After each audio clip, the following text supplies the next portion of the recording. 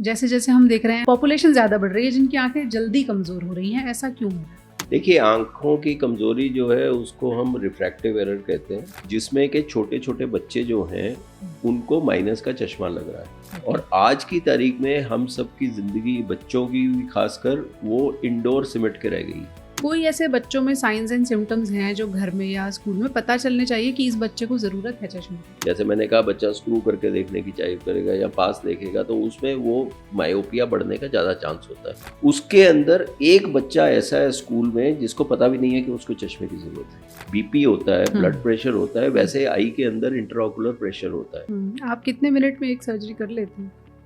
Minute कोई race तो लगी नहीं है, बट नॉर्मली 8-10 मिनट लग जाते हैं।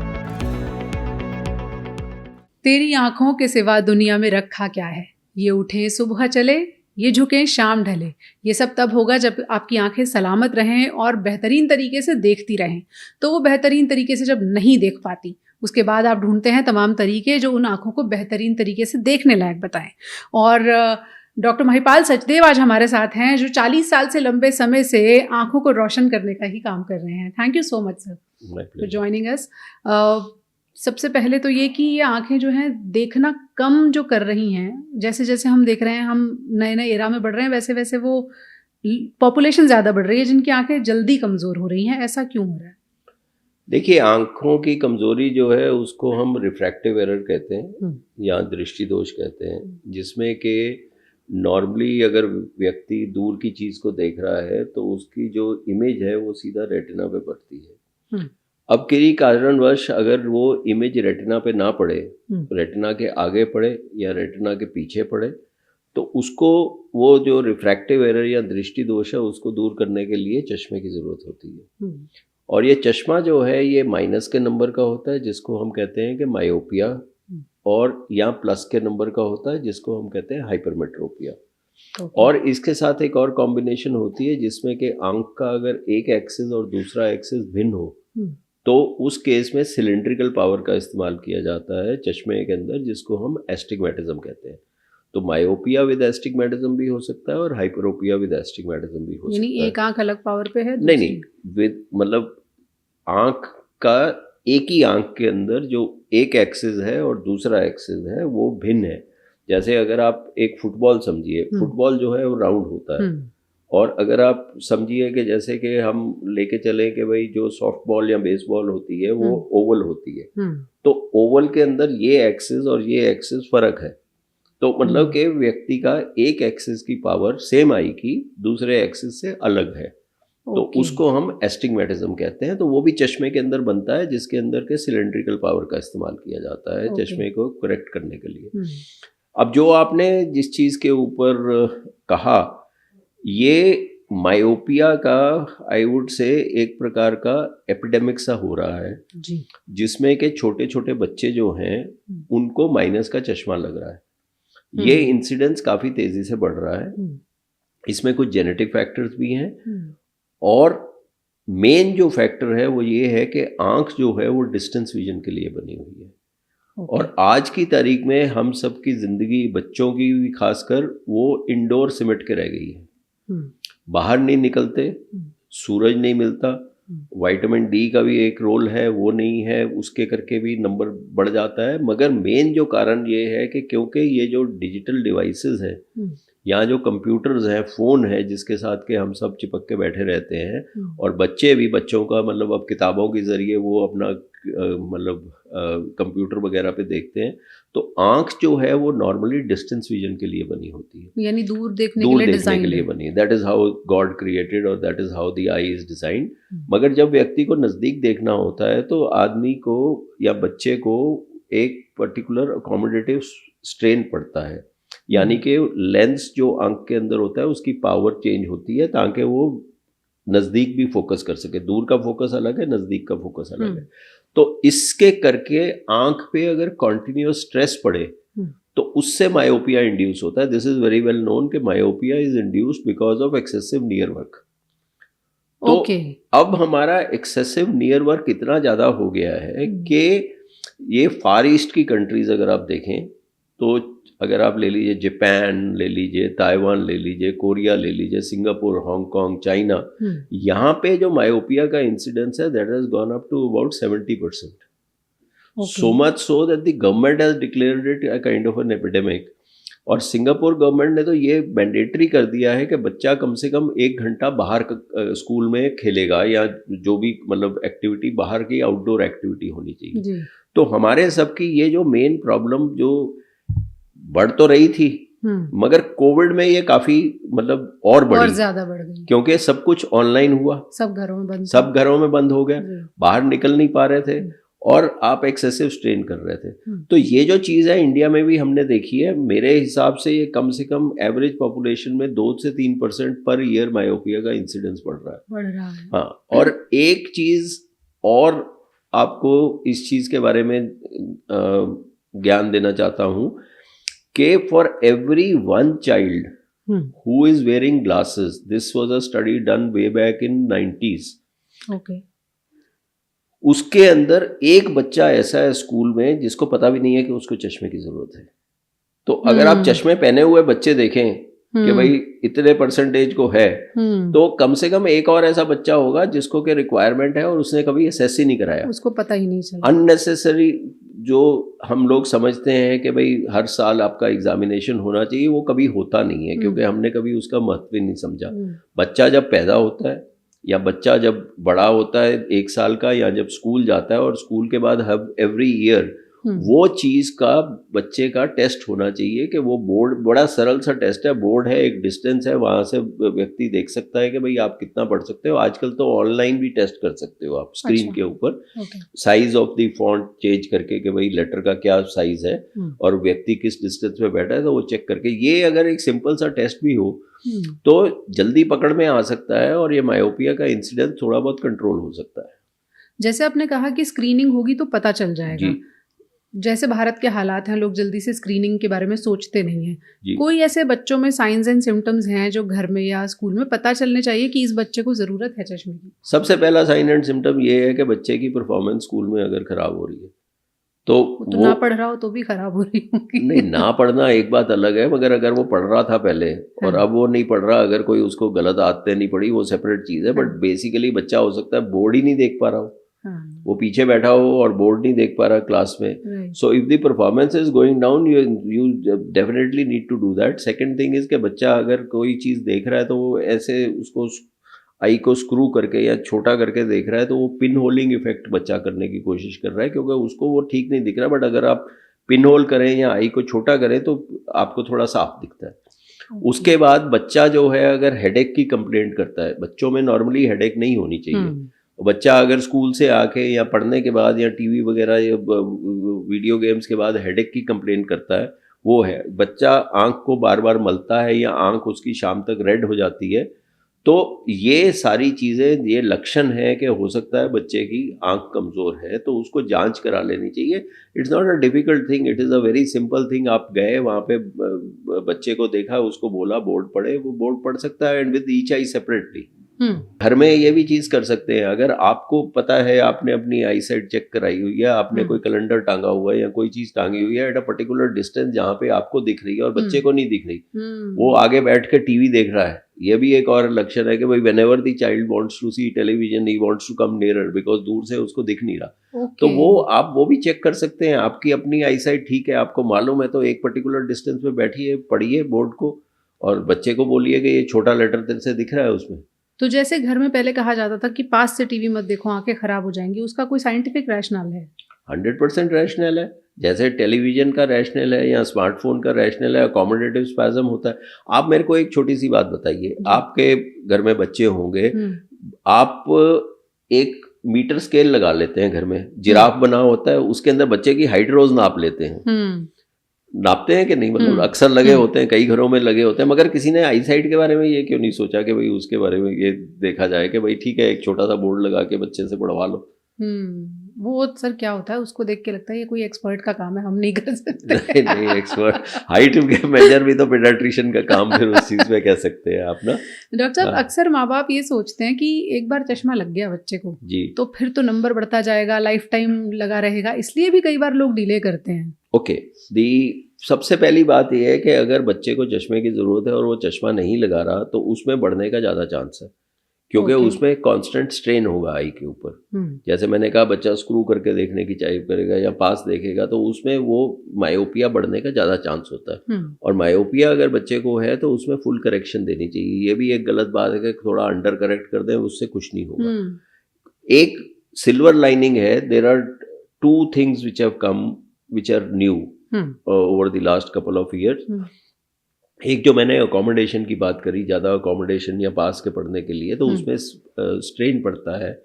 तो एक एट्रोपिन आई ड्रॉप्स है, वेरी कॉमन, मतलब they were available for many years. Atropine, जैसे आप जाते हैं डॉक्टर के पास, पुतली फैलाने के लिए ड्रॉप्स दिए जाते हैं, उसमें सबसे स्ट्रॉन्ग जो मेडिसिन होती है उसको एट्रोपिन कहते हैं। ओके। वो मसल्स को रिलैक्स कर देती है आंख के। ओके। तो उससे स्ट्रेन नहीं पड़ता। तो आज की तारीख में लो डोज एट्रोपिन के ड्रॉप्स आ गए हैं। नॉर्मल 1% होती है, ये 0.01% होती है। इट्स अ प्रिस्क्रिप्शन मेडिसिन, तो डॉक्टर्स कैन गिव इट। तो ये every day once a night for children less than 10 years who are having myopia या इंक्रीज कर रहा है, this has been shown to have a very good effect.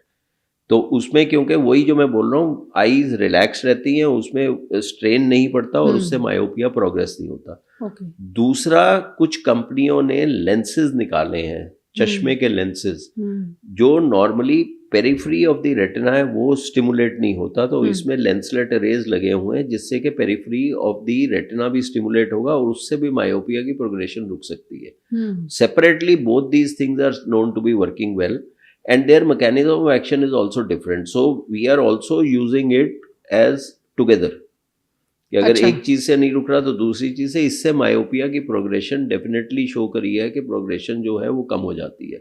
रात में eye drops डालें और बाकी समय वो चश्मा, दिन में वो चश्मा लगा सकते हैं। मतलब स्मार्ट लेंसेज शायद उन्हें, नहीं, स्टेलिस्ट कहते हैं उसको। स्टेलिस्ट है एक कंपनी का, एसिलॉर का, फिर मायोपिन है। मतलब देयर आर 3 कंपनीज, निकॉन के भी हैं और होया के भी हैं और जाइस के भी हैं। तो ये डिफरेंट तरह के लेंसेज हैं जो कि डॉक्टर प्रिस्क्राइब कर सकते हैं, वो आप उसको यूज कर सकते हैं। बाकी yes, normally reversal of myopia नहीं होता, this is to arrest the progression of myopia. किस एज ग्रुप में काम करेगा ये नॉर्मली 10-12 साल की उम्र से कम में डाला जाता है, मतलब ये चश्मा और ये लेंस, क्योंकि that is the main age when, see actually the trials have been done up to 10 years। तो अब उसके ऊपर भी इसको यूज किया जा सकता है, क्योंकि एट्रोपिन अगर अडल्ट्स में दिया जाए या थोड़े बड़ों में दिया जाए तो उनको पढ़ने में थोड़ी डिफिकल्टी हो सकती है। बच्चों की अकोमोडेशन पावर बहुत स्ट्रांग होती है, तो despite this low dose of atropine they can still read. It is just relaxing the accommodation, but it is not killing the accommodation. Okay, so that is the biggest advantage that you have for use in the children. बाकी जो आपने सवाल पूछा कि ये number reverse नहीं होता, लोग कई बार आयुर्वेद, योगा वोगा उसके बारे में बात करते हैं, मगर इससे कोई, there is no scientific evidence to say that the number can be reversed.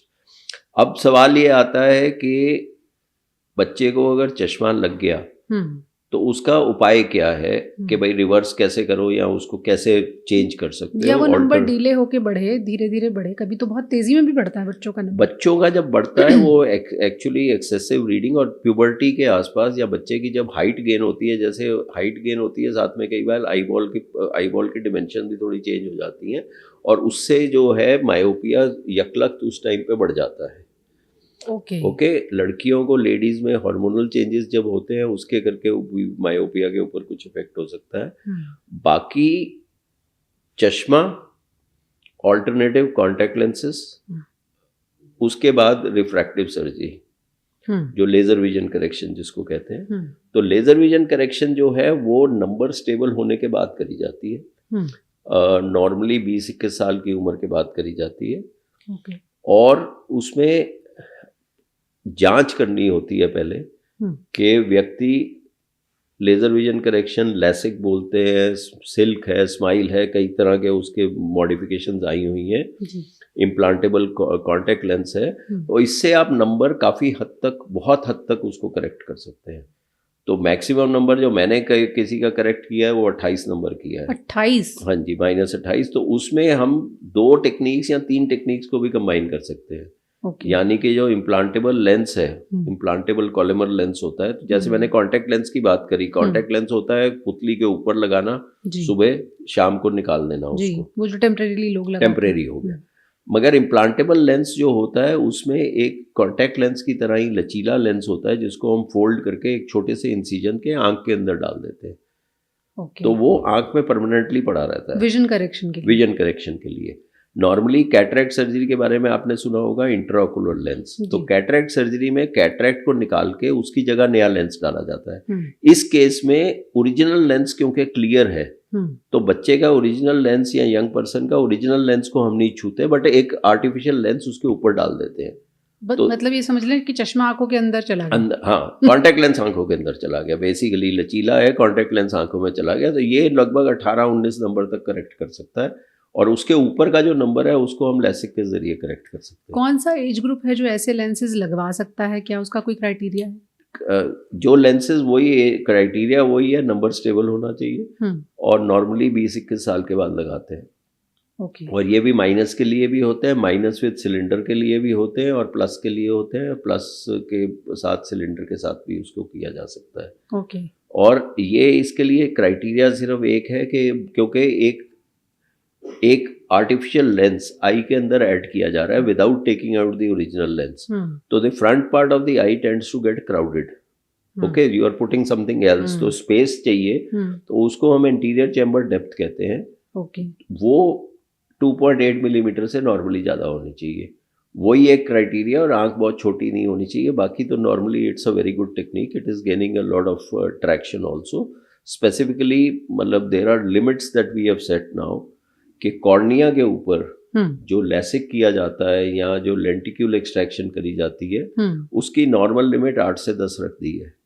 Okay. कि -8 -10 से ऊपर लेसिक नहीं करते अगर हैं। किसी का नंबर इससे ज़्यादा है तो नहीं, क्योंकि these are subtractive surgeries. Subtractive surgery किसी चीज़ को माइनस कर रहे हैं। तो जो लेसिक सर्जरी होती है उसमें कॉर्निया का आकार बदलना होता है। ओके।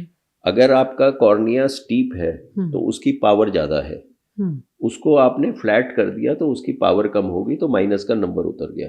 रिवर्स पे अगर आपका ये स्टीप इतना है, उसको आपने और स्टीप कर दिया तो प्लस का नंबर उतर गया। ठीक है, ये लेसिक है। हाँ, लेसिक आसान भाषा में कॉर्निया का मतलब to reshape the cornea permanently, तो that is laser in situ keratomileusis. The word LASIK is laser in situ keratomilosis. Okay. That means you are using a laser within the cornea to reshape the cornea. तो LASIK in situ का मतलब ये है कि cornea में अगर ये cornea है, पहले उसमें एक फ्लैप बनाया जाता है, उसके बाद लेजर करके उसको रीशेप करके फ्लैप को वापस डाल दिया जाता है, तो फ्लैप ये चिपक जाता है दोबारा। तो उससे जो so that means it is within the cornea, it is not on the surface of the cornea but within the cornea that you are doing the laser vision correction. तो ये जो अमाउंट ऑफ टिश्यू जो है वो हर एक number के लिए लगभग 13 से 14 माइक्रोन कॉर्निया बर्न करना पड़ता है। ओके, तो you can't keep on burning the cornea indefinitely कि भाई मतलब मैंने 20 नंबर है तो मैंने 280 के नॉर्मल कॉर्निया की थिकनेस 530 होती है, तो मैं अगर उसमें से 200 बर्न कर दिया तो वो कॉर्निया की स्ट्रेंथ इतनी कम हो जाएगी कि it can not withstand the pressure within the eye. Eye के अंदर एक प्रेशर होता है, जैसे बीपी होता है, ब्लड प्रेशर होता है, वैसे आई के अंदर इंट्राओकुलर प्रेशर होता है, तो वो कॉर्निया बल्ज करने लग पड़ता है और खराब हो जाता है। तो ये there are certain limits that you have put to it. So normally हम लेजर विजन करेक्शन जो है, जो सिल्क है, स्माइल है, या लेसिक है, या कंटूरा लेसिक है, वो हम नॉर्मली 8, 9, 10 नंबर से ज़्यादा नहीं करते हैं। इसीलिए ये लिमिट लगाई गई है कि बर्न करने की भी एक लिमिट क्षमता है कि भाई इतनी होनी चाहिए। वो हम पहले टेस्ट से पता करते हैं कॉर्निया की स्टार्टिंग थिकनेस क्या है, उसको हम कहते हैं परसेंटेज टिश्यू ऑल्टरेशन, कि कितना टिश्यू का परसेंटेज हम ले रहे हैं या ऑल्टरेशन क्या है उसके हिसाब से। तो ये तो हो गया सब्ट्रैक्टिव सर्जरी जी। जो इम्प्लांटेबल लेंस है वो एडिटिव सर्जरी है, उसमें हम कुछ निकाल नहीं रहे, कुछ डाल रहे हैं, लेंस लगा रहे हैं। हाँ, लेंस लगा रहे हैं। तो उसमें कोई लिमिट सिर्फ एक ही है कि स्पेस इनफ होनी चाहिए, और कितनी पावर तक का, कितनी क्षमता का वो लेंस बन सकता है। कितनी क्षमता का वो 18 -18 तक बन सकता है, 17-18। कुछ इंडियन कंपनीज भी बनाती हैं, वो कुछ और भी ज़्यादा कर सकती हैं, मगर उसमें ऑप्टिक जोन को छोटा करना पड़ता है। तो typically that goes up to -7 -17 18 और कॉर्निया का आप समझिए 10 नंबर तक करेक्ट कर सकते हैं। तो ये दोनों अलग अलग जगह पे एक्ट कर रहे हैं, they are not acting in the same way. तो you can actually complement each other by combining one technique with the other technique. Okay, ये जो लेंस आपने कहा इम्प्लांटेबल लेंस है, एक बार लगाया तो फिर उसको करेक्शन की जरूरत होती है या बस वो लाइफ टाइम काम करेगा? वो लाइफ टाइम रहता है, but the biggest advantage is it is reversible. A doctor can take it out, जरूरत पड़े, कोई प्रॉब्लम जब हो तब। प्रॉब्लम मतलब जिंदगी में कैटरेक्ट तो किसी को होगा ही होगा, तब हम ये लेंस निकाल के, कैटरेक्टस लेंस निकाल के नया लेंस डाल देते हैं। कभी प्रेशर बढ़ जाए आंख का तो उसके लिए भी निकाल सकते हैं। तो लेंस बाई फार, मतलब normally it is not taken out, but since we started doing it in 1999, so there are patients who have now 50-55 जिनको कैटरेक्ट हो रहा है, मतलब तो उसके अंदर लेंस निकाल के हम कैटरेक्ट सर्जरी करके कर देते हैं। जैसे आपने कहा मिनिमम एज 20-21 है इसके लिए, कोई मैक्सिमम एज भी है या कोई और क्राइटेरिया? ऐसा कुछ नहीं है मैक्सिमम एज के अंदर। नॉर्मली सी अब आजकल the results with cataract surgery have become very good, ठीक है। तो अगर कोई व्यक्ति 50 साल का है या 55 साल का है, वो कहता है कि जी मेरे को चश्मा उतरवाना है, तो अगर उसको हम अर्ली ऑनसेट ऑफ कैटरेक्ट भी देखते हैं या बहुत कम डिसफंक्शनल लेंस सिंड्रोम एक होता है, वो अगर देखते हैं तो हम कैटरेक्ट निकाल के उसकी जगह ट्राइफोकल लेंस डाल देते हैं, rather than putting an implantable lens, because tomorrow he'll need a cataract surgery, but if you are doing it, you are predating the cataract surgery, so a person will not need the cataract surgery later. तो उसको हम press biopic lens exchange कहते हैं, यानी कि जो 50 साल के ऊपर है, 45-50 साल के ऊपर, उनका हम लेंस बदल रहे हैं।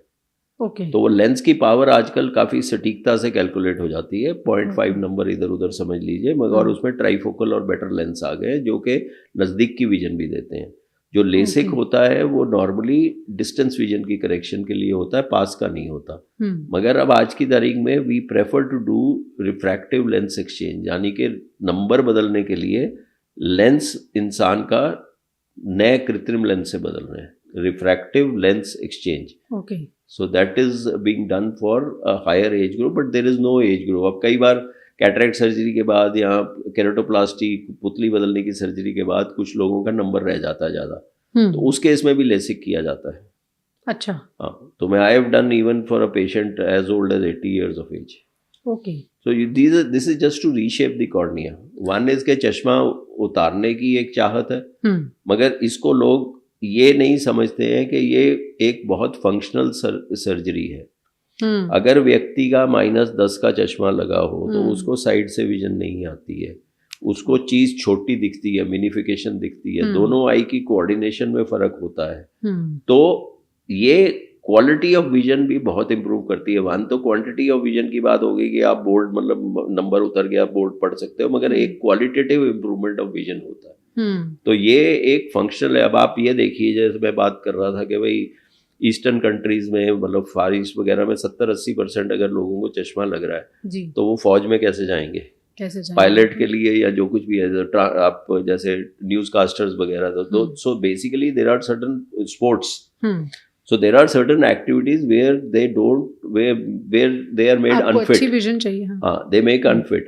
तो उसके लिए तो गवर्नमेंट इसको सपोर्ट कर रही है कि भाई हम इम्प्लांटेबल कॉन्टैक्ट लेंस जो है दैट इज बीइंग गिवन, या लेसिक के लिए पेमेंट वगैरह आज की तारीख में हमारे इंश्योरेंस वाले हाई पावर के लिए कुछ लोगों को करते हैं, मगर बाई फार वो इसको नहीं करते हैं, क्योंकि ये अननेसेसरली इसका जो फंक्शनल एस्पेक्ट है of a person vision being improved is something that has to be understood. आज की तारीख में अगर व्यक्ति को चल नहीं सकता, हैंडीकैप है ना, तो हैंडीकैप को आप रिमूव कर रहे हो, सर्जिकली रिमूव कर रहे हो, उसको आप कॉस्मेटिक्स नहीं कहोगे, आप उसको चलने के लिए दे सकते हैं। अगर व्यक्ति सुबह -10 नंबर वाला उठता है और उसको चश्मा नहीं मिलता तो उसको क्या दिखता है?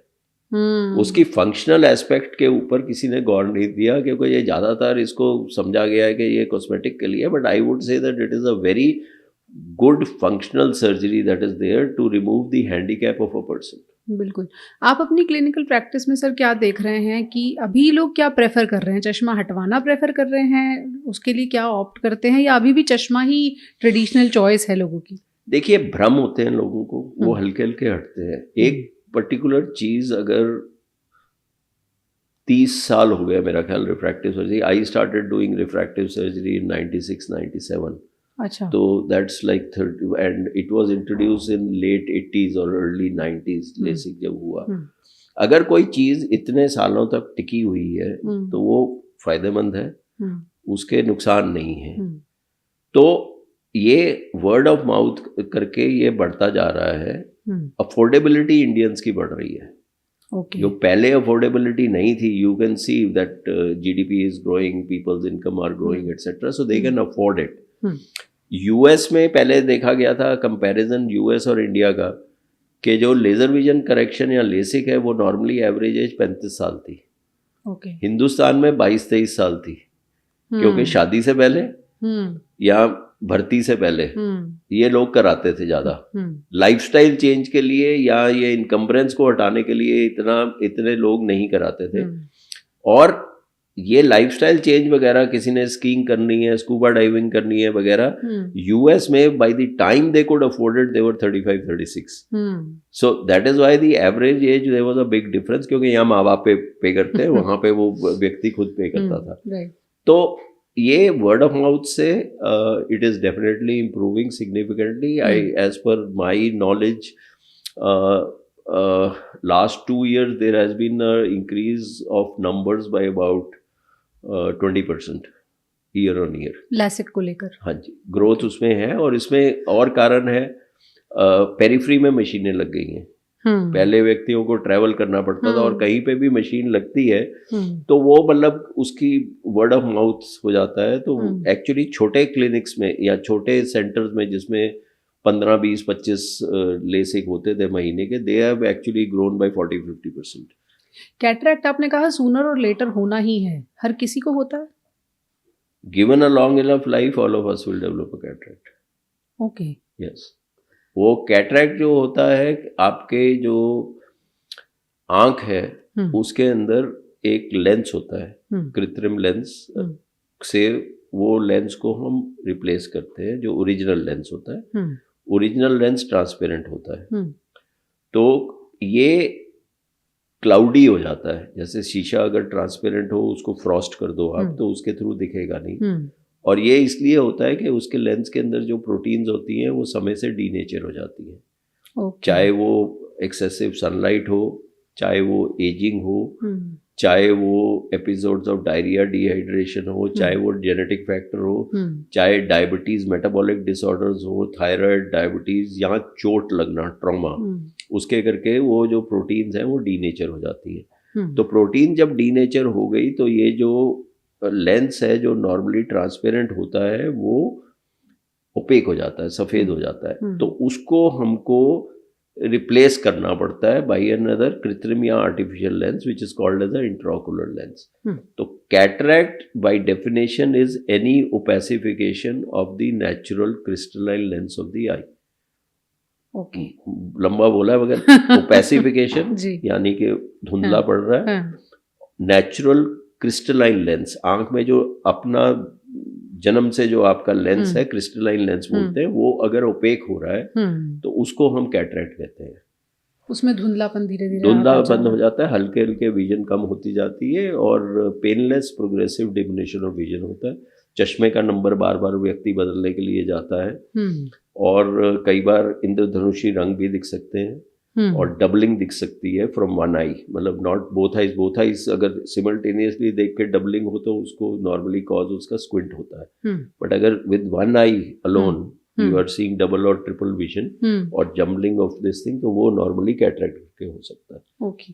जो लोग आपको सुन रहे हैं डॉक्टर साहब, वो जानना चाहते होंगे कि हम ये चश्मा लगना डिले करें या कैटरैक्ट डिले करें, कोई तरीका है हम अपनी आई हाइजीन का ख्याल रखें तो थोड़ा देर से आए ये बुढ़ापा?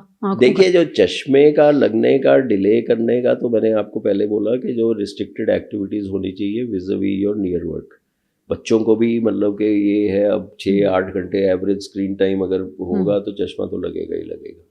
तो अगर आप उस चीज़ को, स्क्रीन टाइम को कम करते हैं, थोड़ा लुब्रिकेशन आई की अच्छी रखते हैं और हर 15-20 मिनट के बाद अगर आप थोड़ा डिस्टेंस पे देखते हैं और 15-20 ब्लिंक करते हैं तो उससे हो जाता है. मतलब उससे हो सकता है कि आपका प्रोग्रेशन कम हो। उसके बाद vitamin D is something important, A and D both are important for the eye. And apart from that retina की कंडीशंस के लिए omega 3 fatty acids has been shown to be something which is good. So these are a couple of the things that you can do, and if you need glasses, don't overstrain your eyes. You should go and get these visual aids which are required for you. Okay. Cataract के बारे में UV light exposure वगैरह those are considered, but there is no known cure for cataract as to how you can. Actually there is something called as history of anticipation. अगर आपके parents को जल्दी cataract हुआ है तो आपको उससे भी थोड़ा और जल्दी कैटरैक्ट होगा. इंडियंस में कैटरैक्ट जो है US UK वगैरह से may be because of the excess sunlight और whatever reason and genetic factors we tend to develop cataract about 1 decade earlier than the westerners. Australia ने सर अभी बच्चों के मोबाइल स्क्रीन देखने पर लिमिट लगाई है. चाइना में भी ये बात चल रही है कि स्क्रीन टाइम लिमिट किया जाए. आइडियली क्या होना चाहिए कि इससे ज़्यादा देखोगे तो नुकसान तय है? देखिए ये इंडिविजुअल वेरिएशन होती है, बट मैंने जैसे अभी कुछ मिनट पहले जिक्र किया 6-6 घंटे 8-8 घंटे जो स्क्रीन टाइम है, that is definitely myopigenic. It will definitely this thing. Ideally अगर 1-आध घंटा हो तो वो ठीक रहता है. डिस्टेंस मेंटेन होना चाहिए. टेलीविज़न की जैसे आपने कुछ देर पहले बात करी थी, टेलीविज़न का डिस्टेंस डायगनल से कम 6 गुना होना चाहिए, तो उससे स्ट्रेन नहीं पड़ता. मैंने फंडामेंटल चीज़ बोली है, आँख दूर के लिए पड़ी है. पास आएगा तो वैसे स्ट्रेन करोगे, दूर देख रहे होगे तो आई के मसल जो है वो रिलैक्स है, तो उससे आपका मायोपिया जो है वो बढ़ेगा नहीं. आंखों की कोई एक्सरसाइज भी होती है? आंखों की कुछ एक्सरसाइज होती हैं. एक तो मैंने ये रिलैक्सिंग एक्सरसाइज बोली, 20-20-20 रूल कहते हैं, जो कि 20 मिनट के बाद आप 20 फुट के डिस्टेंस पे देखिए और 20 बार झपकी लीजिए. उसके बाद कन्वर्जेंस एक्सरसाइज होती है जो आंख के मसल्स को एक्चुअली बेटर करती है, क्योंकि दोनों आंखें जब पड़ती हैं तो वो कन्वर्ज करके कोऑर्डिनेट करती हैं. तो आप कोई पेन या पेंसिल की टिप लेके उसको अपने करीब लाइए, जहाँ पे वो धुंधली हो उसको वहाँ रोक लीजिए. उसको try to fuse that into a single image, the tip of the pencil, and then again reduce the distance. जब स्ट्रेन पड़ रहा हो तो उसको वापस ले आइए. तो ये you should be able to bring it almost to the tip of your nose. So you can do this exercise 5 minutes morning, 5 minutes evening, and then you can move your eyes around in different directions. So these are a couple of exercises. Palming also gives soothing कि भाई आप थोड़ी देर के बाद इसको palming कर सकते हैं. So these are just to relax you. आज की तारीख में जैसे रोज़ AQI की बात होती है, पॉल्यूशन वगैरह इतनी हो गई, उससे एक और प्रॉब्लम आ रही है जिसको हम ड्राई आई कहते हैं. Allergies and dry eye. जैसे सांस की बीमारी के ऊपर आप सब लोग बात करते हैं कि भाई अस्थमा हो रहा है वगैरह, मगर जैसे म्यूकोजल मेम्ब्रेन्स वहाँ होती है वैसे आई की कंजंक्टिवा होता है, वो एक्सपोज्ड होता है आउटसाइड को. तो वो पॉल्यूटेंट्स जो हैं वो उसके ऊपर भी उतना इफेक्ट करते हैं और उससे एलर्जीज बहुत आ रही हैं. There are lot of young children and adults who are coming with allergies. क्या करना चाहिए उसके लिए? वो उसमें यही है कि एक तो आपको लुब्रिकेंट्स यूज़ कर सकते हैं वॉश करने के लिए. दूसरा, when you go out you can wear protective और सन ग्लासेस एट्सेट्रा. एक वो यूवी लाइट को भी ब्लॉक करता है, which is also good. And then obviously air purifier वगैरह जो कुछ भी है वो यूज़ करना चाहिए. That is the contact time and the exposure to the pollutants which is the reason. तो जितना कम होगा उतनी कम प्रॉब्लम्स होंगी. अब तो सर ओवर द काउंटर ऐसी आई ड्रॉप्स मिलती हैं, उनको यूज़ करना चाहिए. हाँ, लुब्रिकेंट आई ड्रॉप्स में बिल्कुल कोई हर्जा नहीं है. वो आँख को क्लीन करने के लिए across the world they are use. They just artificial tears. तो कितनी बार यूज़ करना चाहिए? जितनी बार आपको ज़रूरत हो. अच्छा, कोई ऐसा रूल नहीं है? नहीं, एड लिब बोलते हैं हम. That means at the liberty of the patient. Okay. That is not the issue. But then there are other medicines also which you can get off the counter, which is wrong, which is like steroid drops. So that should not be used without a prescription. Okay, doctor साहब, भारत में जब बच्चा पैदा होता है तो पहले उसको काजल लगाते हैं कि उसकी आंखों की रोशनी भी तेज होगी, आंखें भी बड़ी होंगी. आप क्या सलाह देंगे? मैं तो मना करता हूँ, क्योंकि इंडिया में एक बीमारी होती थी ट्रकोमा, कुकरे बोलते थे उसको. वो one of the major reason was कि जो पेंसिल होती थी या जो भी सुरमा लगाने वाला, वो एक आंख से दूसरी आंख को, एक बच्चे से दूसरे में, उससे ये इन्फेक्शन होती थी, ट्रकोमा क्रेमेटिस. ये this was infection which was very very common. And it was one of the causes for blindness. उसमें पलक मुड़ जाती थी, उसमें घाव बन जाते थे कॉर्निया वगैरह के ऊपर। ये आज की तारीख में बहुत कम हो गई है, बिकॉज तो एक एंटीबायोटिक्स आ गई है और दूसरा इसका यूज जो है वो कम हो गया है। So normally this is a source of infection. जो काजल एक जगह से दूसरी जगह लगाते हैं, इसका कोई साइंटिफिक बेसिस नहीं है कि ये आँख को बड़ा करेगा या आँख की विजन रोशनी इम्प्रूव करेगा। बट ठीक है, मतलब ओल्डर पीपल और what ever one you want, that is सुंदरता के लिए लोग यूज करते हैं, तो ठीक है वो है। But ideally should not go into the eye. Even lot of these can cause some allergies. अगर ज़्यादा कॉर्निया पे रब हो जाए तो उसके ऊपर कॉर्निया में घाव भी पड़ सकते हैं। तो प्रचलन तो काफ़ी कम हो गया मेरे हिसाब से। गांव में अभी भी है बट काफ़ी कम हो गया। और इसके साथ साथ जो ट्रकोमा एक इन्फेक्शन होती थी वो भी कम हो गया। कुछ खाने से भी आंखों की रोशनी तेज हो जाती है? खाने में वही मैंने बोला, विटामिन वगैरह, ग्रीन लीफी वेजिटेबल्स आप समझ लीजिए, गाजर हो गई, शलगम वगैरह, आपका लेटस, साग वगैरह हो गया। नॉन वेज के अंदर कॉड लिवर ऑयल, फिश हो गया वगैरह, तो those are good sources. Milk, egg, so these are good sources for the vitamin that are required. Okay, आपने कहा अगर विटामिन डी कम है तो उससे भी आंखों की विटामिन डी जो है वो सूरत से आपके जो रेटिना के अंदर जो मैकेनिज्म होता है जिसमें रॉड्स एंड कोन्स की जो एक्टिविटी होती है वो ऑल्टर हो जाती है। उससे ज़्यादा स्ट्रेन, उससे मायोपिया से it has been shown that it can increase the degree of myopia that you have. Routine eye examination कराने की सबसे आइडियल उम्र क्या है? जन्म के समय तो जो होगा सो होगा, उसके जन्म के समय ज़रूर होना चाहिए। और स्पेसिफिकली प्री मेच्योर बच्चों को जिनको ऑक्सीजन दिया गया है उनका ज़रूर होना चाहिए, क्योंकि there is a disease called as ROP, retinopathy of prematurity, जिसमें कि अगर एक्सेस ऑक्सीजन दिया गया है तो पर्दे में नई नाड़ियाँ बन जाती हैं, वो विच इज़ पोटेंशियली ब्लाइंडिंग। तो एनीवे, एक तो जन्म पे होना चाहिए। कई बार कंजेनिटल डिफेक्ट्स होते हैं। Some children can be born with cataract. कईयों की आंख छोटी बड़ी हो सकती है। यहाँ पे एक छेद होता है जिसके ज़रिए पानी गले में जाता है, तो वो कांस्टेंट वाटरिंग होती है। तो एक तो वो तब होना चाहिए। Then 1 year and then one would say at the time of pre school, मतलब when a person is going to school, तब चेकअप हो जाना चाहिए। आई के सेक्टर में हम देख रहे हैं बहुत तेजी से ट्रीटमेंट्स चेंज हो रहे हैं। अभी जो भी लेटेस्ट टेक्निक्स हैं कैटरैक्ट के लिए जो लोग ऑप्ट करना चाहते हैं, क्या वो टेक्निक्स अवेलेबल हैं और क्या उनके लिए भी कुछ कैंडिडेट सिलेक्शन होता है या वो सब पर लागू होती है? देखिए, एक फंडामेंटल चीज है कि आंख के ऑलमोस्ट हर भाग को हम कोई इमेजिंग टेक्निक से देख सकते हैं।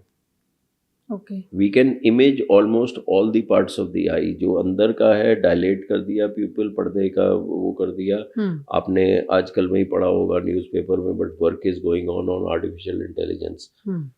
बॉडी की खून की नाड़ियां बिना सेक्शन के, बिना हिस्टोलॉजी के या बिना बायोप्सी के कहीं पे नहीं दिखती सिवाय आंख के अंदर।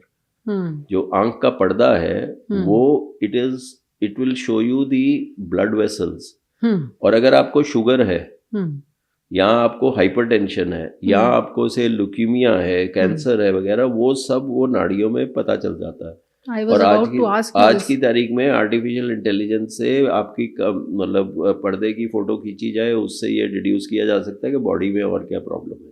तो एनीवे, जहाँ से मैंने ये शुरू किया वो ये था कि आई की इमेजिंग टेक्निक से ऑलमोस्ट आप सब चीज़ों को देख सकते हैं, मैग्नीफाइड व्यू से देख सकते हैं। और कई बार मतलब हिस्टोलॉजिकली यू कैन सी, जैसे कैट स्कैन है वैसे एक OCT मशीन आई हुई है जिससे कि मतलब ऑप्टिकल कोहेरेंस टोमोग्राफी बोलते हैं, जिसमें पर्दे का हम सेक्शन लेयर्स का काट के मतलब देख सकते हैं, मतलब from the outside it's just an imaging technique. तो इसके करके लेजर्स जो हैं वो डिफरेंट टाइप के, कम से कम 10, 12, 15 तरह के डिफरेंट लेजर्स हैं जो स्पेसिफिक वेवलेंथ होती है। Laser is just a collimated light beam of a particular wavelength. उससे आप different parts of the eye को टारगेट कर सकते हैं और उसको ट्रीटमेंट में यूज हो सकते हैं। तो सिमिलरली कैटरैक्ट के लिए आज की तारीख में इतनी एडवांसेस हो रही हैं, वो 2 पहलू में हो रही है। एक तो ये हो रही है कैटरैक्ट को निकालें कैसे, और एक हो रही है कि उसकी जगह निकाल के उसकी जगह जो कृत्रिम लेंस डाल रहे हैं उसके हम कैसे क्वालिटी इंप्रूव करते रहे। तो ये दोनों चीज़ें हैंड इन हैंड चल रही हैं और इससे मतलब कि बहुत ज़्यादा इम्प्रूवमेंट हुई है। आज की तारीख में अगर कैटरेक्ट सर्जरी की आप बात करें तो femtosecond laser assisted cataract surgery है। ये फेम्टोसेकंड लेज़र लेसिक में स्टार्ट हुआ था, लेंटिक्यूल एक्सट्रैक्शन सिल्क वगैरह में हुआ था, मगर ये 4 जो स्टेप्स हैं कैटरेक्ट के वो ये फेम्टोसेकंड लेज़र करता है। Okay. So that has made it more computer controlled. It has made it kind of semi-robotic, I would say, because there is an image of the lens that is taken, and accordingly the parameters etc. are decided कि भाई कैसे lens के कितने टुकड़े करने हैं, क्या करना है, इंसिजन कहाँ होनी है, सिलेंड्रिकल पावर कैसे करेक्ट करनी है, राउंड ओपनिंग कहाँ बनानी है। तो ये 4 स्टेप्स करता है। ऐसी almost there is, I would say, there is no technique which is not available in India. And ये चीज़ मतलब I would give credit to Indian ophthalmologist that the number of cataract surgeries that we are doing in India is more than China plus US plus Europe put together. Is it? Yes. हमारी आंखें ज़्यादा खराब? आंखें भी ज़्यादा है, population भी हमारी ज़्यादा है। चाइना के और चाइना में rural ophthalmology is very poor. Very poor. I have gone and done live surgeries in China. I have seen there, but the cities में it's fine, but rural में इतना नहीं है. But and obviously they don't have that kind of sun. तो और उनका food की habits भी अलग हैं, मे बी उसके करके उनके कैटरेक्ट थोड़े लेट होते हैं. बट इंडिया में 75 लाख कैटरेक्ट सर्जरी साल की होती है. आप कितने मिनट में एक सर्जरी कर लेते हैं?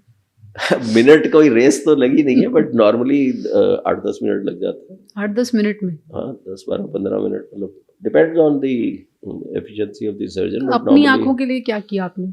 मैंने कुछ नहीं किया. आमतौर पर जब मरीज आता है तो पहले पूछता डॉक्टर साहब आपको चश्मा नहीं लगा? हाँ, नहीं लगा. वो कुदरती समझ लीजिए कि भाई एक आंख में मेरा थोड़ा माइनस नंबर है, एक में दूसरा, तो it's that's called as monovision. उसको आप मैनेज कर लेते हैं? हाँ, अच्छी तरह मैनेज कर. मतलब ना लगाया जाए तो काम चलेगा? अगर है आपका monovision, which we do electively also in LASIK और इन कैटरेक्ट सर्जरी, के एक आंख को थोड़ा माइनस की तरफ छोड़ दो, दूसरी आंख को 0 कर दो, तो one eye is good for distance, one eye is good for near. Okay. So that is also a technique. Okay.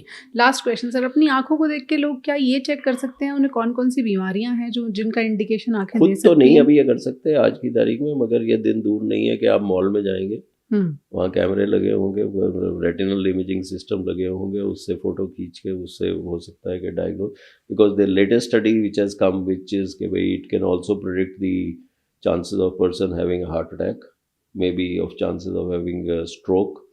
Diabetic retinopathy है तो किडनी का क्या हाल होगा, वो क्या होगा.